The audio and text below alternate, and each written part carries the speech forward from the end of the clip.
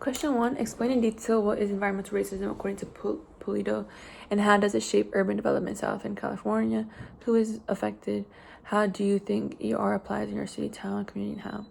And so Polito explains how environmental racism is more than just people of color living near pollution.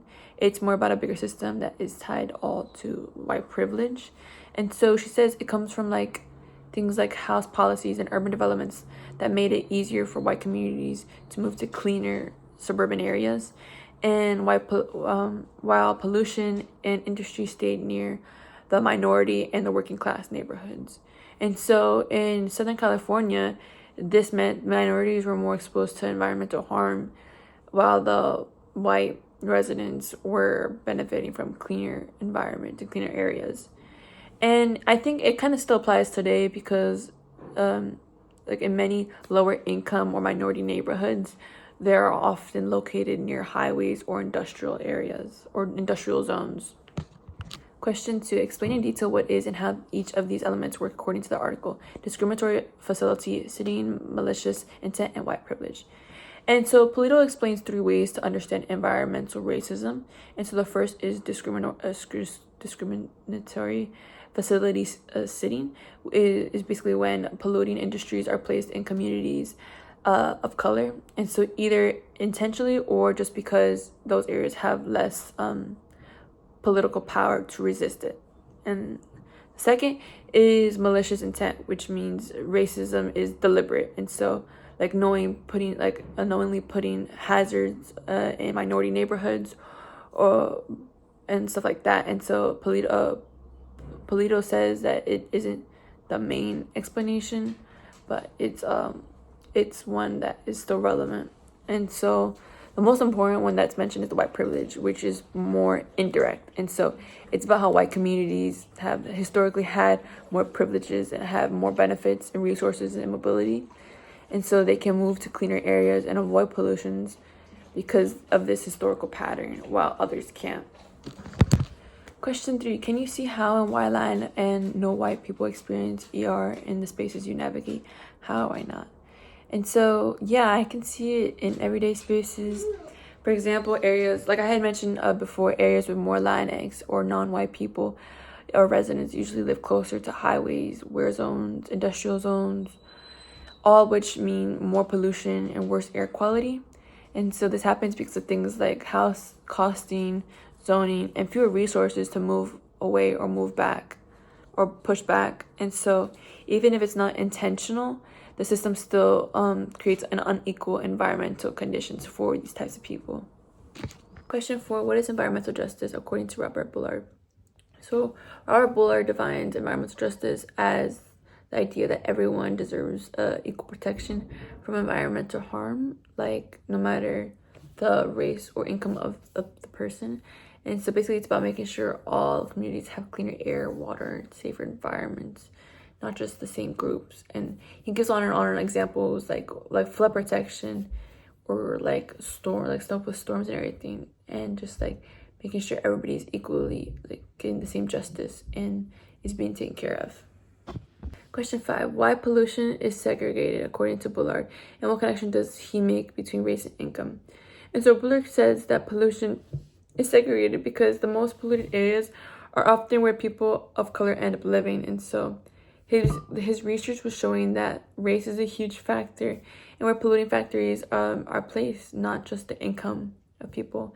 So even middle class Black communities were more likely to have landfills or waste sites nearby, which shows it's not about poverty but also race. Question 6. Do you think pollution is segregated in your city and or the places you navigate? How and why does it shape or affect your everyday life? Do you think it affects Latin and non-white people more? And so I do think that pollution still somewhat affects, is somewhat still segregated. And so in a lot of places, like neighborhoods with more Latinx or non-white residents, they end up living closer to highways, warehouses, and factories. So they obviously deal with more pollution.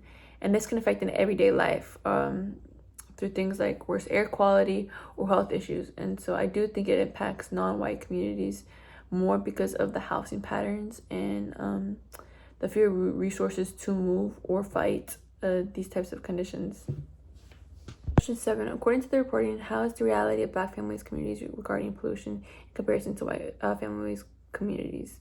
And so the reportings basically are showing that like Black communities are way more exposed to pollution than white communities. And so, like I mentioned before, like one of the examples they used was Black Americans were exposed to more polluted air and are more likely to live near the factories or the toxic sites. And so even when they make more money than like these white families, they tend to still end up living near these environments. And so it's not just about income, it was about race. And so even with wealthy Black families, they could have faced worse environmental conditions than lower income with white families, which shows just how unequal the whole entire system was.